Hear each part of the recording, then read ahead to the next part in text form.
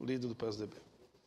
Senhor presidente, senhoras e senhores senadores, telespectadores da TV Senado, acabamos o carnaval, entramos no período da quaresma e a expectativa que temos nesse instante é que, com a aproximação da Semana Santa, o povo brasileiro não continue sendo crucificado. E o tema trazido agora a esta tribuna pelo sempre atuante, brilhante, talentoso e exemplar senador Rigufe, nos remete exatamente a essa crucificação que o povo brasileiro tem sido submetido nos últimos anos e muito intensamente nesse instante, porque no nosso calendário, nos feriados mais marcantes, nós saímos desse reinado de Momo, onde talvez o carnaval só tenha acabado para o próprio rei Momo, porque para outros tantos a farra prossegue, é a corrupção desenfreada que macula a sociedade brasileira, e vem então a Semana Santa com essa crucificação constante, para ironicamente chegarmos ao tempo do São João, que é época de quadrilha. E é exatamente isso que tem causado no povo brasileiro tanto estarrecimento, indignação, perplexidade. E durante o carnaval, período de parcas notícias do campo político, repercutiu bastante, declarações do ex-ministro do Supremo Tribunal Federal, Joaquim Barbosa, através de sua página no Twitter, onde o ex-ministro, Sua Excelência Joaquim Barbosa, cobrava a admissão do ministro da Justiça. E nesse instante eu abro aspas. Nós, brasileiros honestos, temos o direito e o dever de exigir que a presidente Dilma demita imediatamente o ministro da Justiça. E por que essa cobrança do ministro Joaquim Barbosa? É natural que qualquer autoridade pública, seja ela o ministro da Justiça ou qualquer outro funcionário público, possa receber quem com ele deseje uma interlocução. A Constituição assegura o direito de petição e é natural, claro, que autoridades do governo federal, dos governos estaduais e municipais possam conceder audiência para quem quer que seja. Mas o que causou toda a polêmica foi exatamente a postura do ministro Cardoso, que trouxe 3 versões distintas para o mesmo episódio. Num primeiro momento, o ministro da Justiça negou a realização da audiência, porque, inclusive, não constava na agenda oficial do ministro a realização dela.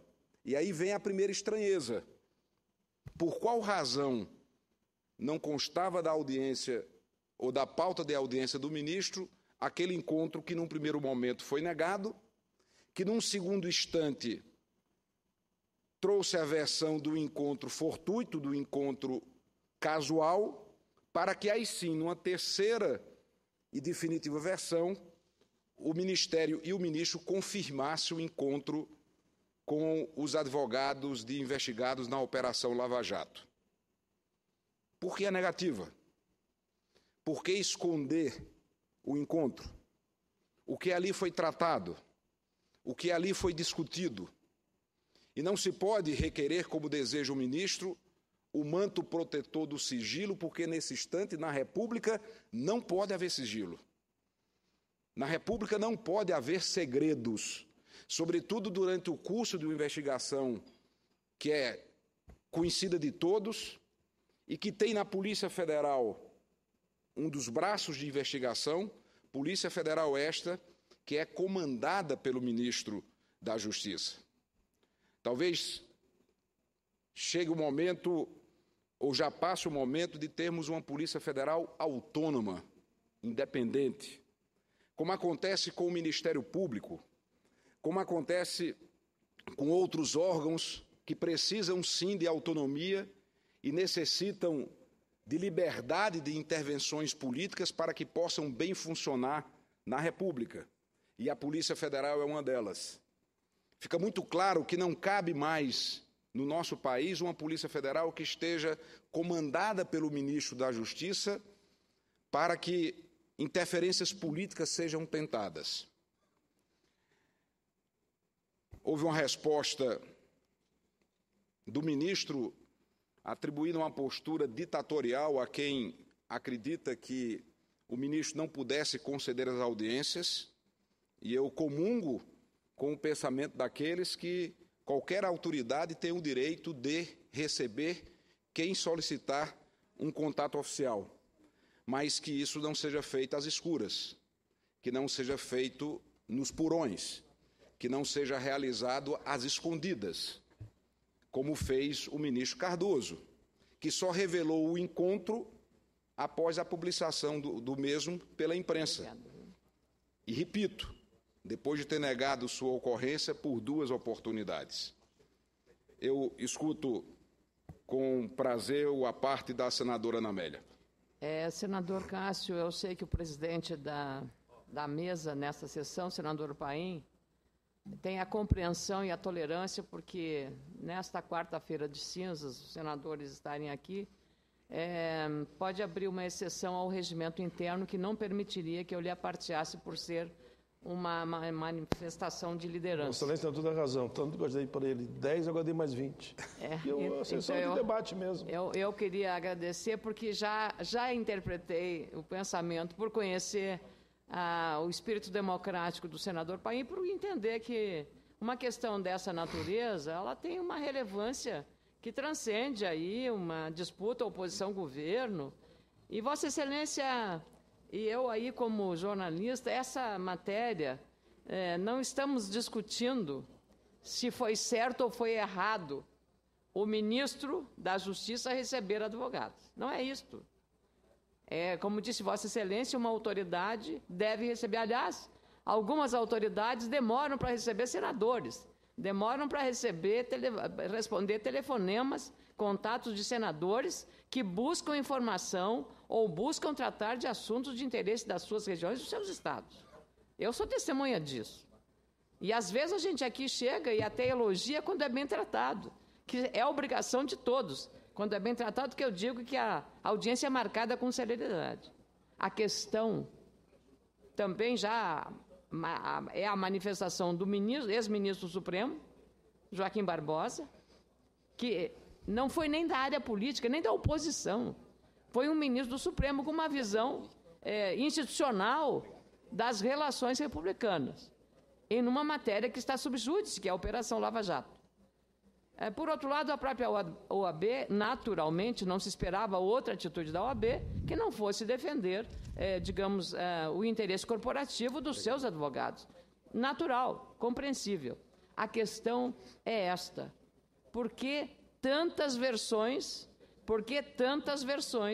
para explicar um fato que é importante? Essa é a questão. Afinal, qual delas é a verdadeira? Qual das versões é a verdadeira? E será que nós teremos, a sociedade teve, acesso ao real objetivo dessa conversa ou dessa posição do ministro? Essa é a questão que fica. Por que tantas versões para este fato? Eu queria cumprimentá-lo pela abordagem do tema, que certamente vai continuar suscitando nesta Casa e na Câmara dos Deputados um debate profundo sobre essa matéria, senador Cássio Cunha Lima.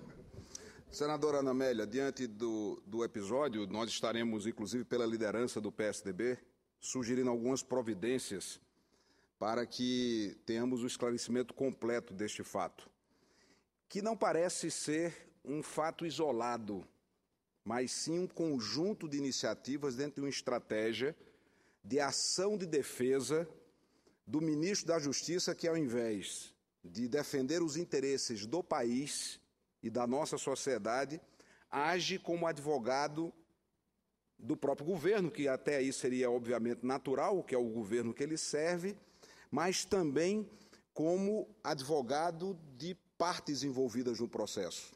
Inclusive, chama muito a atenção a postura que tem adotado o ministro Cardoso no que diz respeito a ensaio de vazamento de informações que ele pode ter em caráter privilegiado, talvez oriundo da Procuradoria-Geral da República, onde o ministro já, de forma reiterada, faz ameaças veladas às oposições brasileiras, inclusive chegando a dizer que teremos, após o Carnaval, uma reviravolta na Lava Jato com o surgimento de nomes que até então não foi apresentado.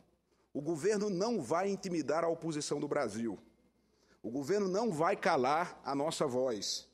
Nós continuaremos defendendo a autonomia da Polícia Federal, nós continuaremos cobrando uma postura republicana e transparente de qualquer autoridade pública, e toda essa celeuma foi causada não por nós da oposição, mas pelo ministro da Justiça, que omitiu a sua agenda pública e vem com a alegação mais simplória de que a agenda não foi publicada por um erro do sistema. Aliás, esses sistemas não sei como é que funciona no Brasil.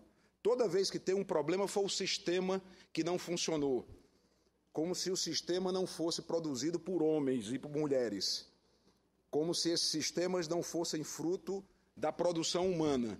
Então, o ministro omite de sua agenda audiências que são descobertas e depois atribui a um erro do sistema o fato de não ter sido publicado depois de ter negado a existência dela. Vamos conectar os fatos, para que eu possa escutá-lo, senador Rigolfi. Providências que estamos propondo: convocar o ministro da Justiça na Comissão de Constituição e Justiça do Senado, tão logo ela esteja devidamente instalada. Da mesma forma, convocar o ministro da Justiça na CPMI, que está sendo proposta assim que ela for constituída, e sugerir ao líder do PSDB na Câmara Federal, Carlos Sampaio, para que convoque o ministro da Justiça na já instalada CPI da Petrobras na Câmara dos Deputados. Dessa forma, o ministro terá, inclusive, uma oportunidade não apenas de esclarecer esses episódios, mas de reafirmar sua postura. Porque toda crítica e toda resposta que deu o ministro nesse último final de semana, durante o Carnaval, é que aqueles que criticam a realização da audiência têm uma postura autoritária, que nem mesmo na época da ditadura militar se poderia imaginar que uma autoridade não pudesse receber advogados. A OAB, através do presidente Marcos Vinícius, foi na mesma linha. Ora, se é uma postura republicana, nada mais republicano para um ministro de Estado do que vir ao Congresso Nacional, do que vir ao Senado, comparecer à Câmara para prestar esclarecimentos. Então, faremos o convite e realizaremos a convocação para dar a oportunidade ao ministro Cardoso de ser coerente com o seu ponto de vista, coerente com o seu discurso e vir aqui trazer esclarecimentos à nossa casa. Escuto Vossa Excelência com muito prazer. Senador Cássio Cunha Lima, eu já diversas vezes fiz elogios ao trabalho da Polícia Federal, que todas as vezes que agir como polícia de Estado e não de governo, ela vai dar uma grande contribuição para esse país e justiça seja feita, até que alguém me prove o contrário. No momento, ela está agindo como polícia de Estado e não de governo.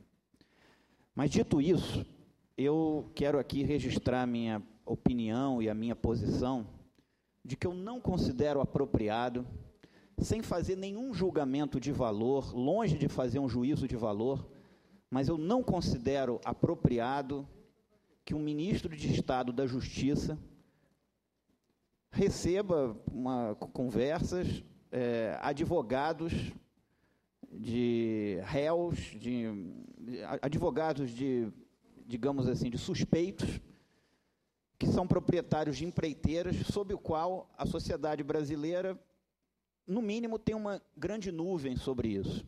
Sem querer fazer um juízo de valor, se esse é culpado, se aquele é... O fim das investigações é que vai dizer. Agora, não considero apropriado o ministro da Justiça receber esses advogados, desses donos dessas empreiteiras no Ministério da Justiça desse país. E quero também dizer que essa questão de ministro vir ao Congresso Nacional se explicar, isso deveria ser uma coisa normal da democracia.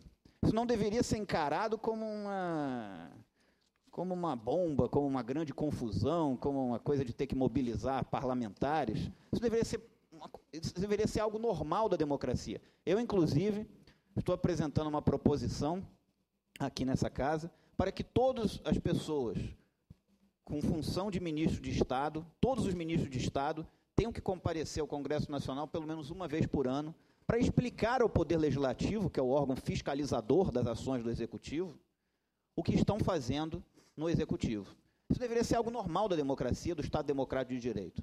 Portanto, eu me posiciono favorável à vinda do ministro, sem nenhum juízo de valor, mas eu penso que ele tem que vir ao Congresso Nacional e prestar um esclarecimento ao Congresso Nacional e à população brasileira, sem nenhum juízo de valor. Mas ele tem que vir prestar o esclarecimento ao Congresso Nacional e à população brasileira. Agradeço a contribuição da parte de Vossa Excelência e concordo com a necessidade da presença de ministros de forma frequente e regular nesta casa. E se fizéssemos um calendário, observem bem, em um mês inteiro não poderíamos receber a todos, incluindo os finais de semana, porque são 39 os ministérios. Então, nós temos um país onde o grau de insatisfação, de perplexidade das pessoas cresce. Cresce exatamente por isso. Eu vou me abster do debate ético, moral ou até mesmo legal, se o ministro poderia ou não ter recebido os advogados. Eu vou sair desse debate. Não se trata disso. O que não podemos é receber às escondidas. Ter uma primeira versão negando o encontro, que como ocorreu, estou insistindo nesse ponto porque esse é o ponto fulcral, esse é o ponto fundamental. Por que negou o encontro? Se era algo normal, dentro da lei, dentro da ética, por que o ato falho de negar a realização do encontro? Ao negar a realização do encontro, se desejava esconder qual o teor de conversa? O que foi tratado ali? O que foi discutido nessa reunião que, no primeiro momento, não foi reconhecida publicamente e não constava da agenda do ministro? E, no mesmo instante, o ministro passa a ter uma postura de ameaça velada às oposições.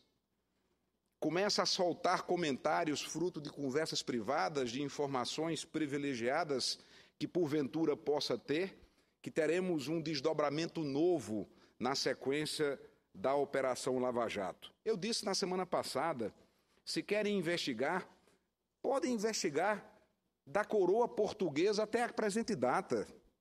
Vamos investigar tudo. O que não se pode, contudo, é aproveitar estas técnicas diversionistas para tirar o foco da atual investigação em curso. Isso nós não aceitaremos. Isso o povo brasileiro não permitirá. Porque esquecem que temos hoje uma sociedade cada vez mais atenta, cada vez mais vigilante, cada vez mais consciente das suas obrigações, mas também dos seus direitos. E que tudo isso servirá para que o Brasil amadureça, para que o Brasil cresça, para que o Brasil melhore, que é o objetivo de todos nós. Vejam quantos temas consta da agenda desses próximos dias. Nós temos as discussões sobre reforma política, sobre reforma tributária, que nunca saem de pauta. Nós temos as situações graves da crise energética, do abastecimento de água. Nós temos as discussões sobre o ajuste fiscal, sobre o reajuste da tabela do imposto de renda, que foi debatido há poucos instantes.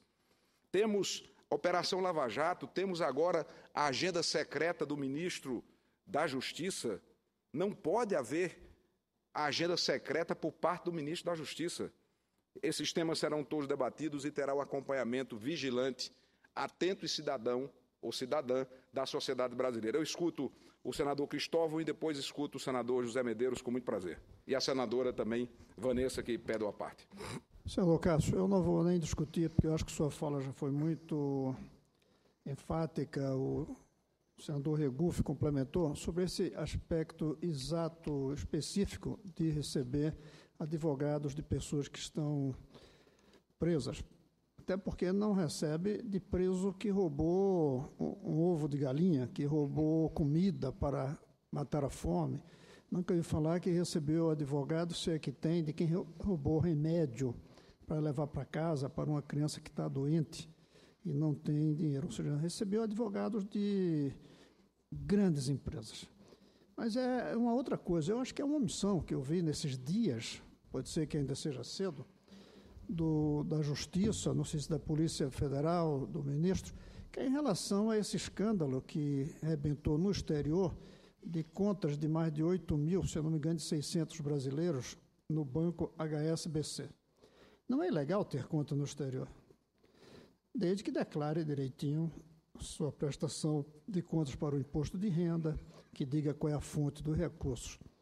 Mas, da maneira como essa notícia está saindo, aparentemente levantou fortes suspeitas. Eu acho que era preciso que nós nos debruçássemos, digo nós o Brasil, a partir do poder executivo, mas foi o caso nós também, sobre quantas dessas contas são lavagem de dinheiro e quantas são depósitos legais de pessoas que têm razões para ter conta no exterior.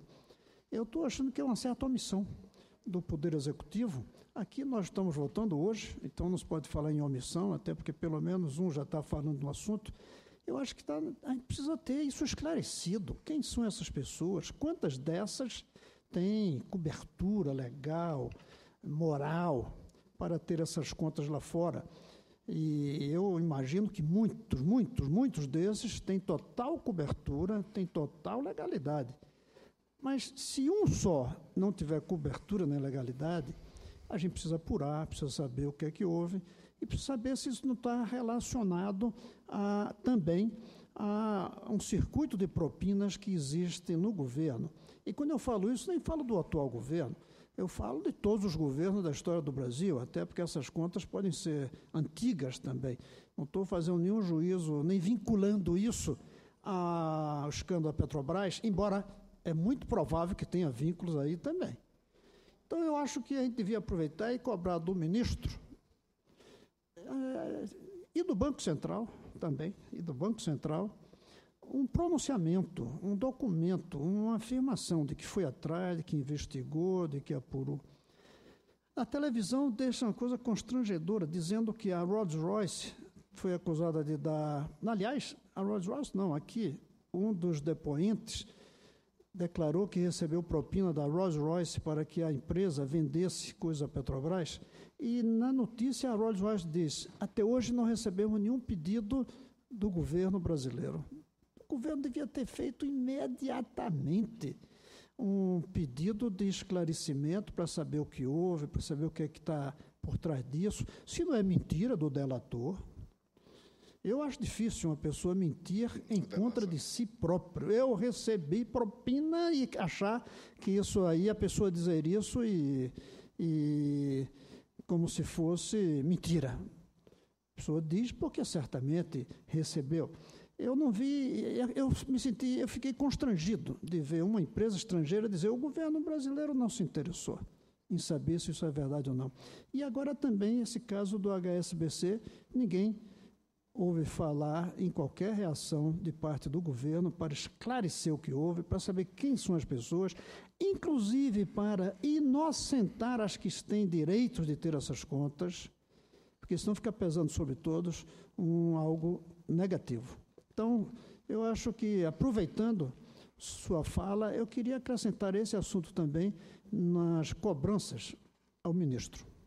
Sem dúvida, senador Cristóvão, essas investigações devem ser feitas, até porque também disse semana passada, o PT lavou tanto dinheiro que está faltando água no Brasil inteiro.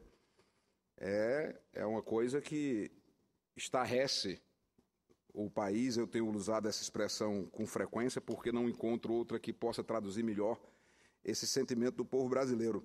E voltando ao episódio da audiência secreta, precisamos saber por que receber exatamente o advogado do empresário Roberto Pessoa, que em recente matéria da revista Veja ameaçava na carceragem da Polícia Federal, inclusive com anotações por escrito, a também optar por um sistema de delação. E foi exatamente o advogado do empresário Roberto Pessoa que foi recebido num ambiente em que todos já comentavam, inclusive com matérias da imprensa, especificamente da revista Veja, da postura do empresário de desejar falar o que sabia, porque se sentia abandonado pelo PT, se sentia abandonado pelo governo depois de sua prisão.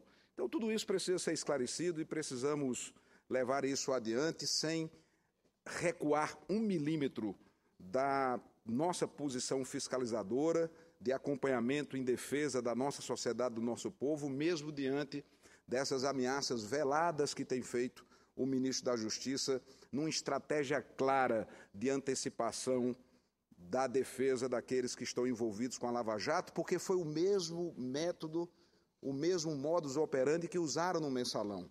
Quando se encontram no buraco e não conseguem mais dele sair, tentam puxar todos. Tem acontecido isso na história recente do Brasil, e nós temos uma sociedade que é muito maior do que qualquer governo. Não me refiro apenas ao governo do PT, eu me refiro a qualquer governo. E essa sociedade exige, sim, mudanças, exige transformação e clama, sobretudo, por ética e por justiça. Eu escuto, senhor presidente, com sua permissão e tolerância, o senador Zé Medeiros, depois concedo a parte à senadora Vanessa e encerro o meu pronunciamento com um agradecimento pela oportunidade do tempo concedido. Senador Zé Medeiros.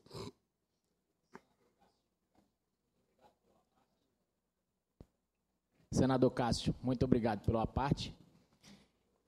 Existe no jargão policial, senador, uma frase que é bem típica quando se pega um bandido em flagrante.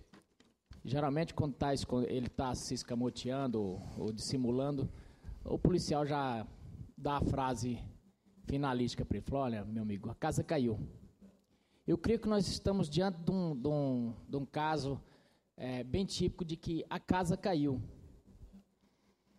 Os documentos que aparecem todos os dias são muito claros. São pessoas que participaram e que resolveram fazer a delação premiada. E não tem nem aquela desculpa de repente falar, olha, essas pessoas foram pressionadas, ou foram torturadas, ou foram...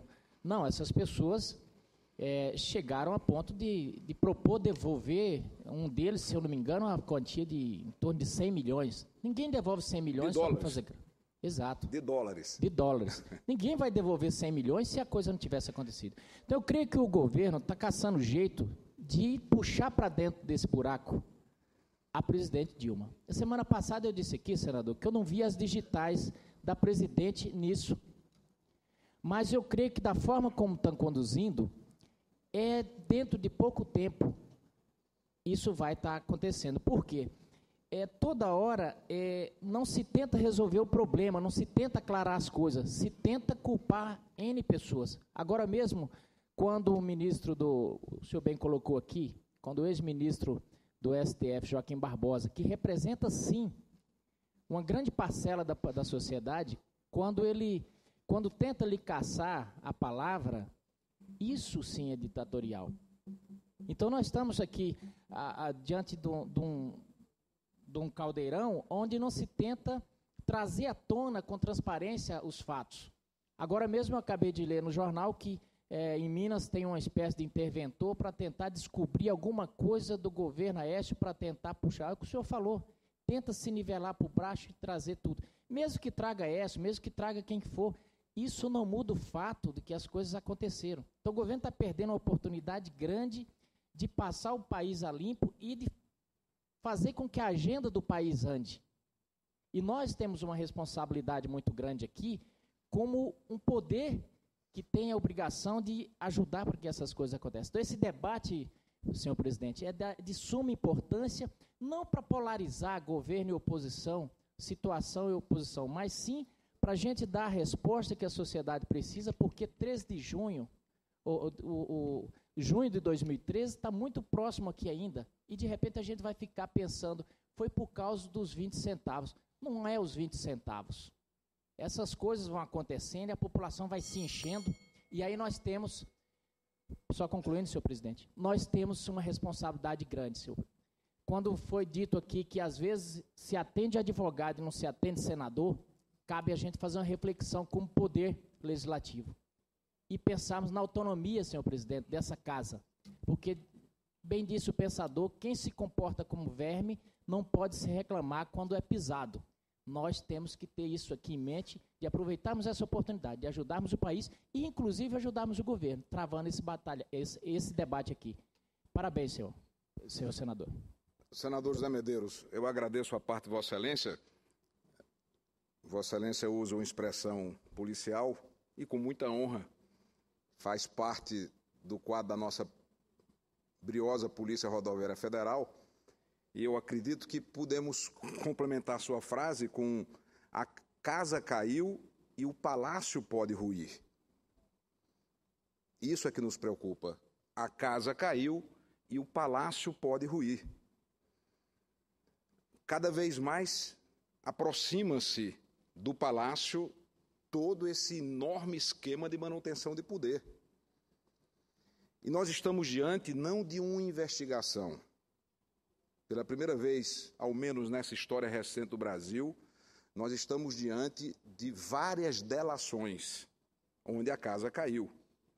E são delações que não foram ainda reveladas de forma plena, de maneira completa, ao conhecimento da população brasileira. Aqui e acolá, a imprensa divulga um trecho de um depoimento, aqui e acolá revela-se uma parte da delação, mas nós não conhecemos ainda o conjunto desta delação que fez com que a casa caísse e pode fazer o palácio ruir. Eu escuto a senadora Vanessa, que aqui representa com muita força e coragem o Estado do Amazonas. Muito obrigada, senador Cássio.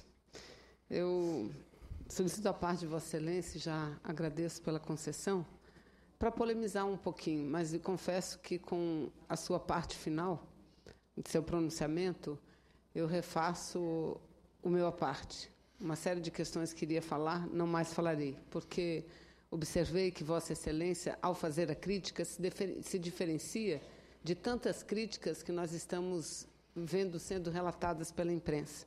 Não critica o ministro pelo fato de ele ter recebido. Aliás, considera isso numa democracia algo legal, como, aliás, a própria Ordem dos Advogados do Brasil, hoje, divulga uma nota pública, não especificamente em relação ao ministro José Eduardo Cardoso, mas ao fato da justeza de uma autoridade, seja ela quem seja, receber advogados nesse país. Ou seja, vivemos numa democracia e nada mais lícito e justo do que ministros receberem advogados, como recebem empresários, como recebem trabalhadores sindicalistas. Então, não é este o fato. Então, Vossa Excelência se diferencia, senador Cássio, se me permite eu reforçar essa parte em vosso pronunciamento, se diferencia de outras críticas ao não criticar o fato do ministro ter recebido advogado. E critica o ministro por não ter dado a transparência necessária a esse encontro. Olha, eu não tenho nenhuma procuração para defender o ministro José Eduardo Cardoso. Absolutamente, nenhuma procuração. Mas creio que não é nem do tipo do ministro fazer algo assim, receber num órgão público, dentro de um ministério, alguém no sigilo. Diz o ministro, eu li como Vossa Excelência leu, as suas declarações a respeito do fato que houve uma falha. E que, aliás, diz o ministro que não foi o único dia esta falha.